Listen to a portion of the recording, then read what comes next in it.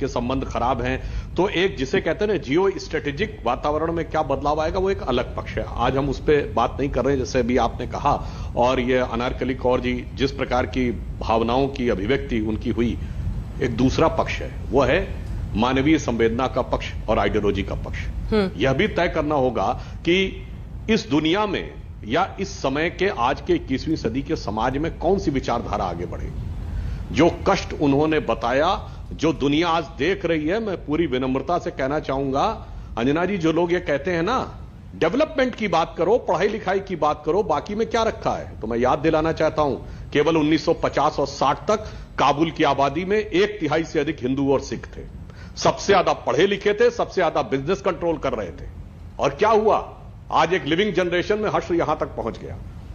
केवल 1947 में लाहौर और कराची दोनों में सिख, हिंदू पंजाबी और हिंदू सिंधी सबसे ज्यादा पढ़ी लिखी कम्युनिटी थी, सबसे ज्यादा डेवलपमेंट ओरिएंटेड कम्युनिटी थी। क्या हुआ, चंद महीनों में सब कुछ खत्म।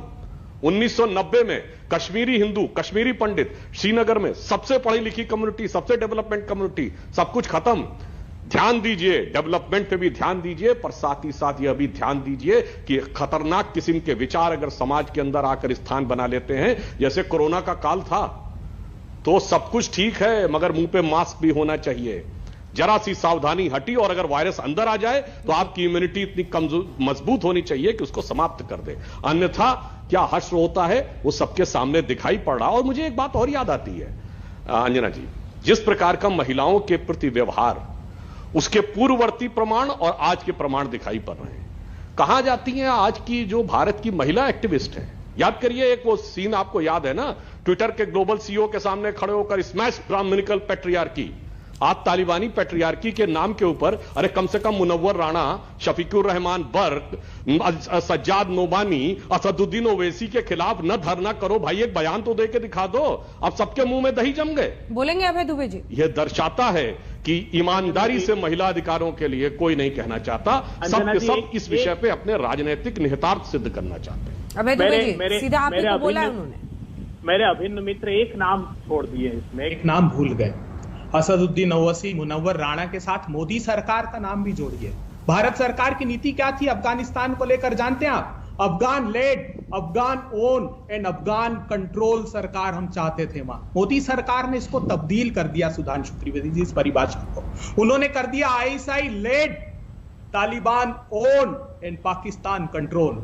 क्यों? मैं 4 प्रमाण रखता हूं अंजना जी आपके सामने। एक अनुबंध होता है 29 फरवरी 2020 को, एक होता है काबुल में, एक होता है कतर में। उसमें यह तय किया जाता है, अमेरिका सरकार के द्वारा वो हस्ताक्षरित किया जाता है और तालिबान के नेता अब्दुल्ला बरादर के द्वारा यह तय किया जाता है कि 5000 आतंकियों को छोड़ा जाएगा, सत्ता का शेयरिंग होगी, तालिबान को सत्ता सौंपी जाएगी। और 12 सितंबर के बाद जब इंट्रा अफगान निगोशिएशन स्टार्ट होंगे तो उसको, इन तालिबानियों को रिकॉग्निशन दिलाई जाएगी। इस अनुबंध के बाद भारत सरकार का बयान आता है। भारत की सरकार कहती है, Indian government has welcomed the opportunity and hope for peace and stability generated by these agreement। इन दोनों अनुबंधों से तालिबान को अफगानिस्तान सौंप देने के बाद शांति स्थापित होगी। राज्यसभा में जवाब दिया जाता है, राज्यसभा में जवाब देते हैं कि external affair minister participated in the inaugural session of intra Afghan negotiation held in Doha सितंबर 2020। हमारे विदेश मंत्री उस इंट्रा अफगान निगोशिएशंस में जाते हैं, उसमें कौन होता है जानते हैं?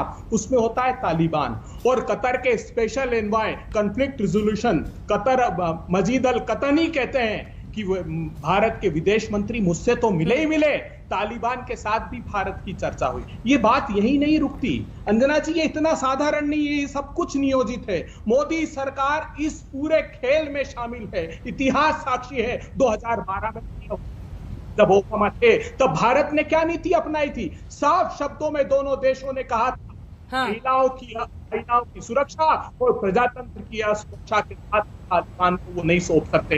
ये सौंपा किसको? भारत की ये परिस्थिति कैसे निर्मित हुई? क्यों अलग थलग पड़ गया?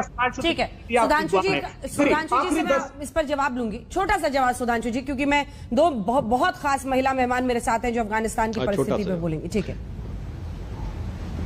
मैं 2 लाइन में जवाब दे देता हूं। देखिए, अभय दुबे जी की पार्टी को तो यह सौभाग्य प्राप्त था कि इन्हें तो तालिबान की समस्या कभी झेलनी नहीं पड़ी। 2001 तक तालिबान का राज था और जैसे ही अमेरिका वहां आया, जब तक इनकी सरकार आई 2004 सारी कमर तोड़ चुकी था अमेरिका वहां। हैसियती